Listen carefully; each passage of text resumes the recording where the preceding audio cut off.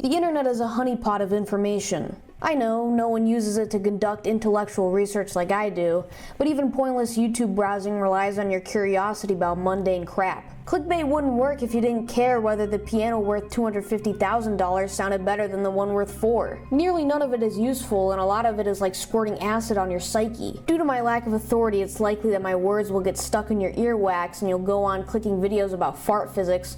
But remember Genesis. Don't be like Adam and let your curiosity make you ashamed of having a wiener, figuratively and sometimes literally.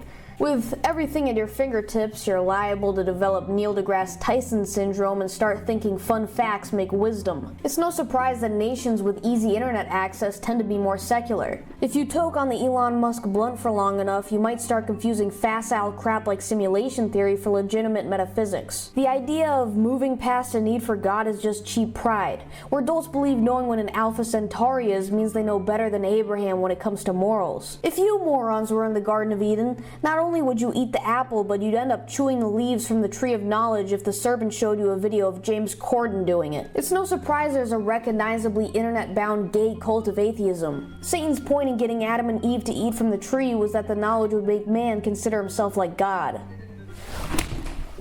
Hey champ, you're in the back seat. We really did it this time, champ.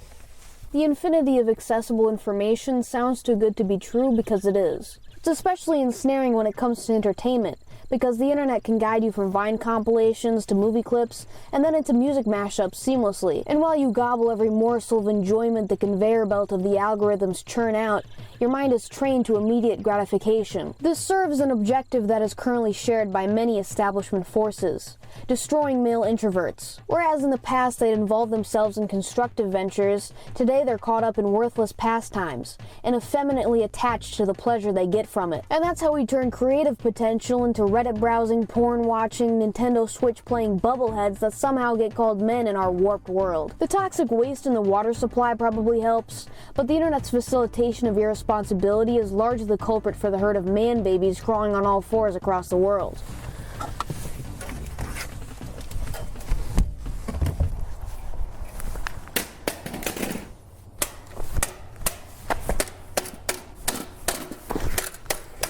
The immediacy that makes the internet so appealing leads to inadvertent exposure to the anomalous without preparation. When you activate autoplay on YouTube or go on the Instagram Explore page, you are unknowingly strapping yourself to Alex's chair from A Clockwork Orange. Except, instead of aversion therapy, you are subliminally lulled into enjoying not being in control of what you see, making your interests increasingly divergent from what they should be. As shotguns loaded with shredded encyclopedias and prison sewage blast away at your brain, it's no wonder you're left confused in a mixed bag of wheat and chaff. There's no established guide in this chaotic environment, hence why confused postmodernist worldviews go so well with it. This wouldn't be such a problem if the fear people had of ISPs selling access to sites and packages became a reality. Not only would it let the client know what they're in for, it would also lower prices across the board. But since internet users are swine that trample every pearl they get, I shouldn't expect it to happen any soon. If the categories make it hard to discriminate truth from falsehood, the categories suck and we should get rid of them. The only reason fake news is a thing is because some retards actually expect the internet to be reliable.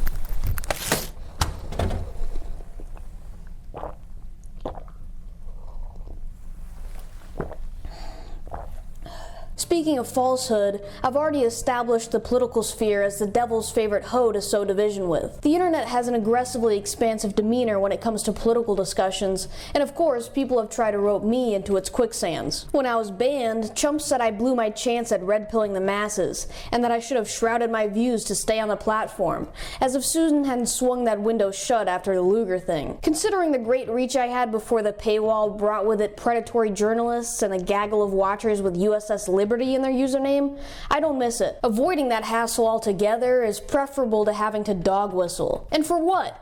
Building a viewer base of pinheads who are too apathetic to pay the price of a cup of coffee to watch something they like? Some of which agree with Mark Zuckerberg and Elizabeth Warren and think social media ought to be a public utility. As if eating the horse apples of an evil tree wasn't bad enough, they want to petrify it into an inverse Yggdrasil. You have to be gullible to think the left-wing bias of Silicon Valley would be combated by the government. The only surviving companies companies post-regulation would be the ones entrenched with it. Big tech would be even less accountable to its users and even more to politicians. And it makes sense for technological elites to clamor for government involvement. They're no different than children crying for their parents.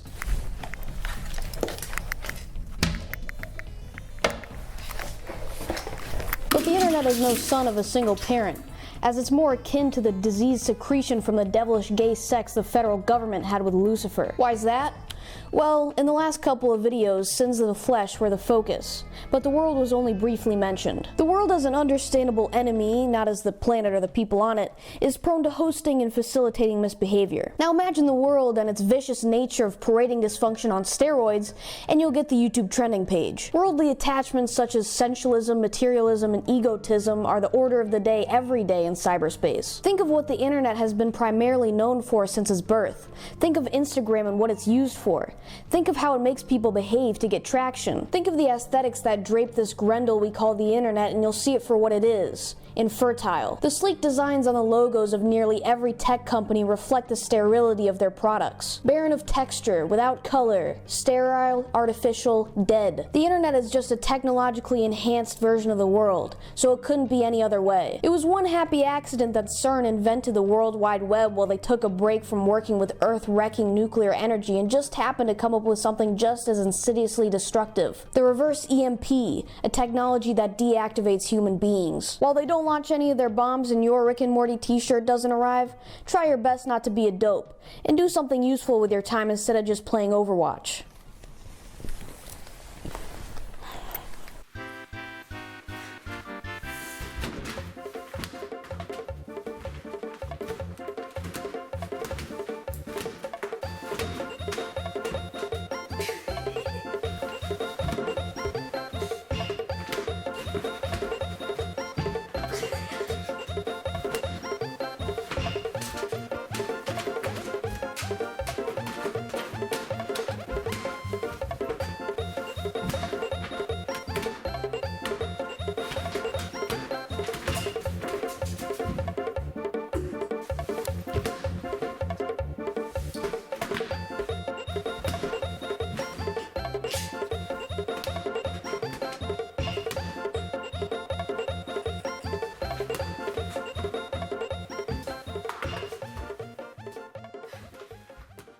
Meow, meow.